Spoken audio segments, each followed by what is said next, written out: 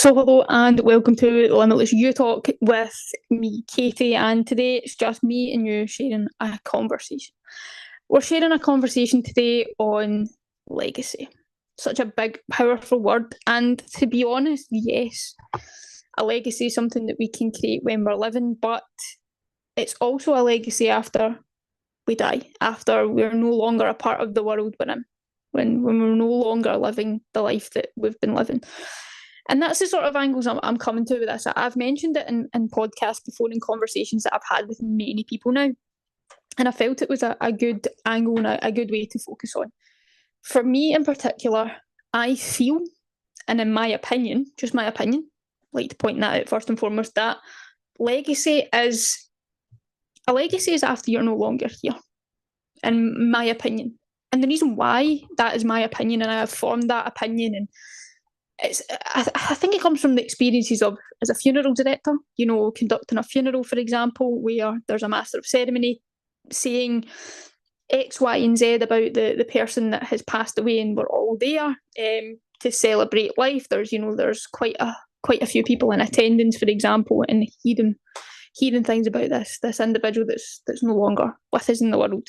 And for me, that's a legacy, because in order to build that legacy, we have to live life. We have to live a life. Now, whether that be that we experience so much heartache, it's a negative life that we feel, I'm talking about life in a general consensus here at this point.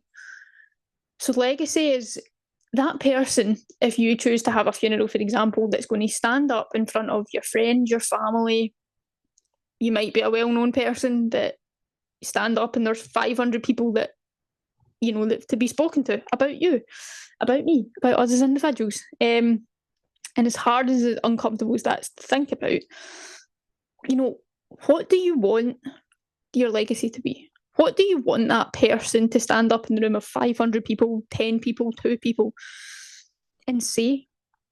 Because to me, my legacy is everything that I'm doing now. It's all these conversations that we're sharing. It's all these families that I'm helping create a send-off for the loved one that they feel is a sense of closure, that they feel has been good, has been a celebration of life, and we've been able to make that easier, less stressful journey. That's going to be my legacy when I'm no longer here.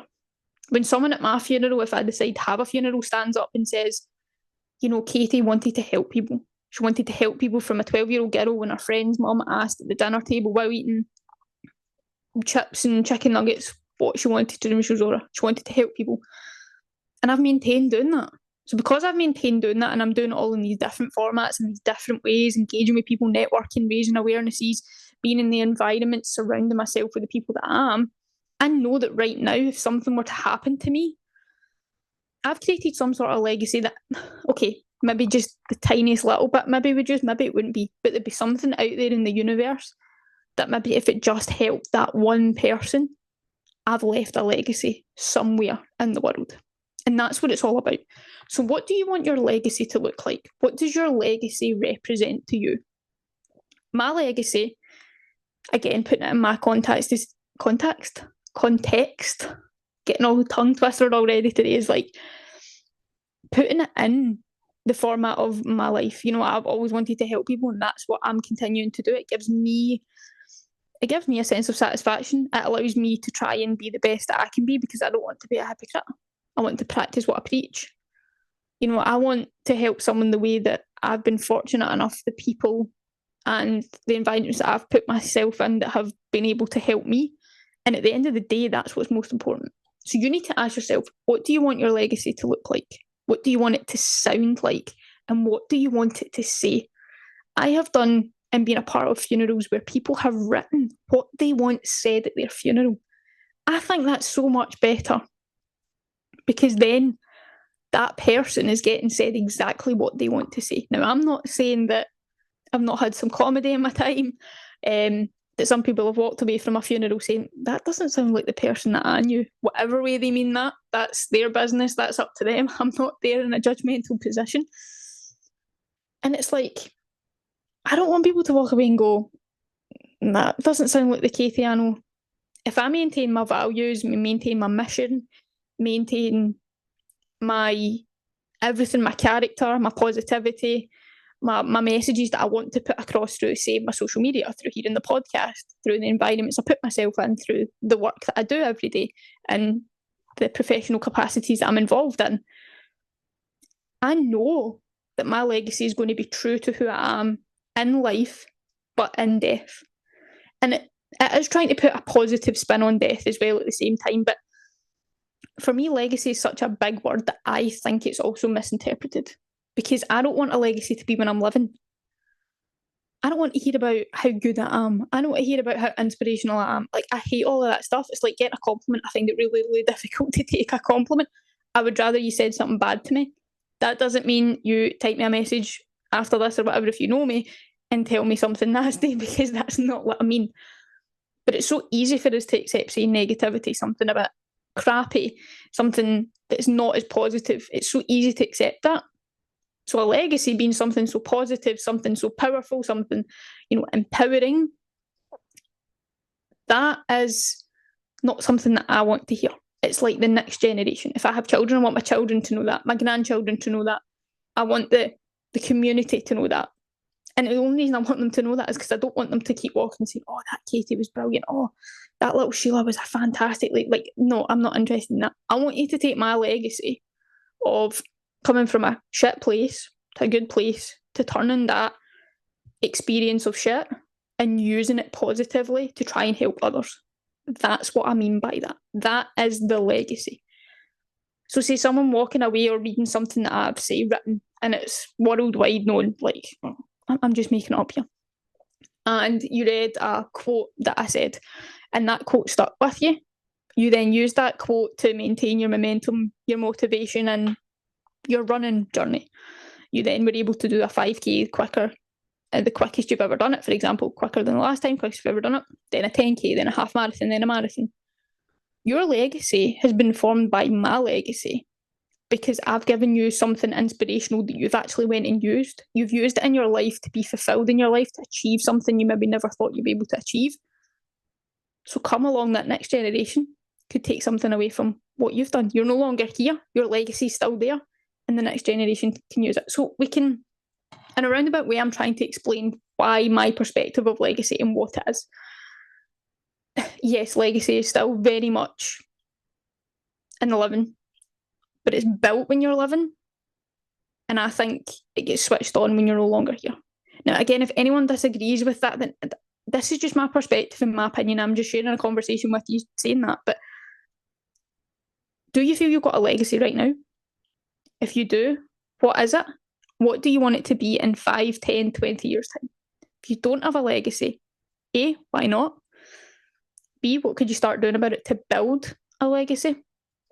And what do you want that legacy to be? These are the sort of like rhetorical questions. Oh, big word for me today, rhetorical.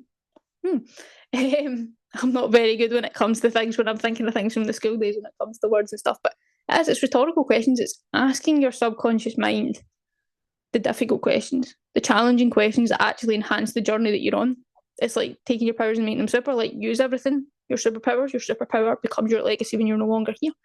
It all connects. It's like another piece of the jigsaw to this level and these amounts of self-development that we're so capable of.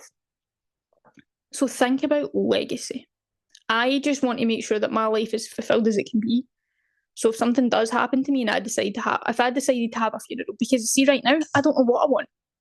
Don't know what I want. Do I want around my people coming and celebrating me that I probably haven't seen half of them in quite a few years, and then they go and make the most of the funeral tea? No.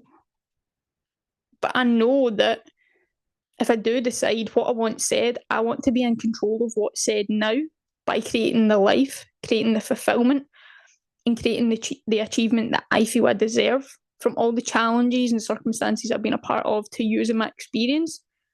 But even if it just helps one person, whether it's one person while still living or one person when I'm no longer here, that is what a legacy is. Think of anyone, right? Think of anyone, celebrity or someone you find inspirational, whether living or deceased. Have they left a legacy, or is there a legacy that they're building right now? Because if they're still alive, I still think they're building a legacy. Again, just my opinion.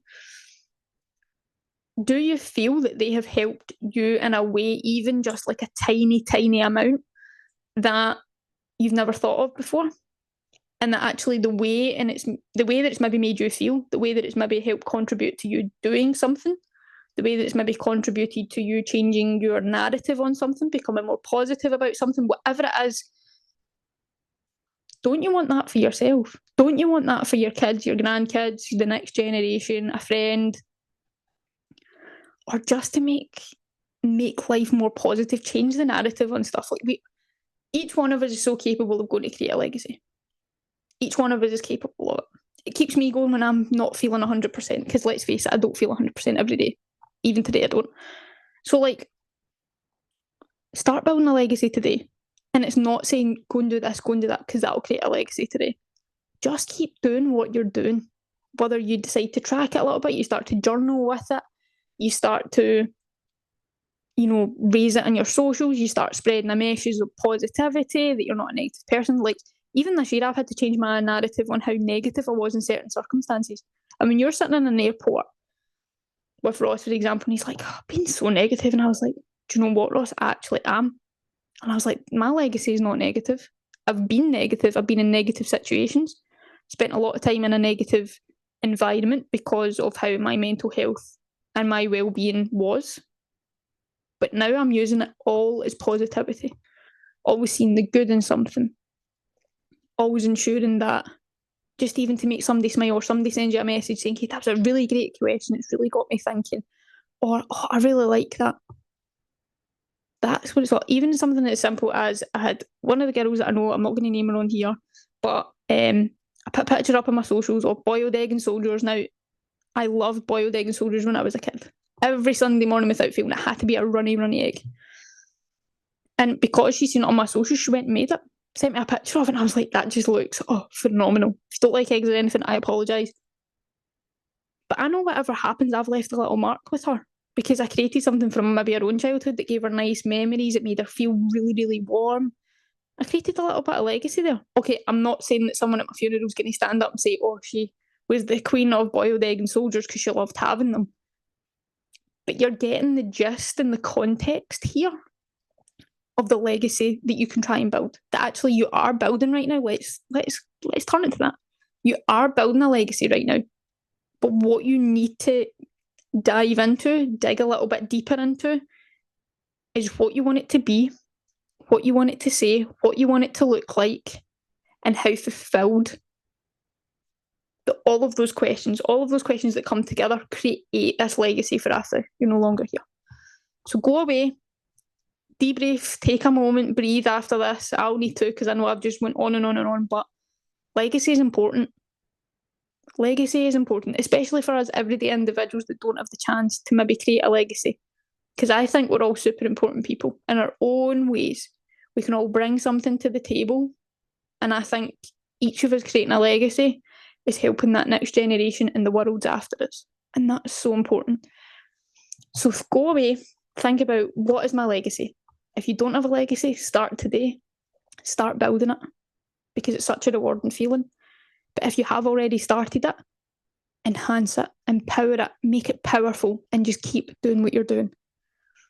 Remember, legacy is so important, and we're all capable, and we all have a legacy already. It's just how we make it so much more limitless instead of limited. So thank you very much for listening. It's been great to have a conversation, just you and me today.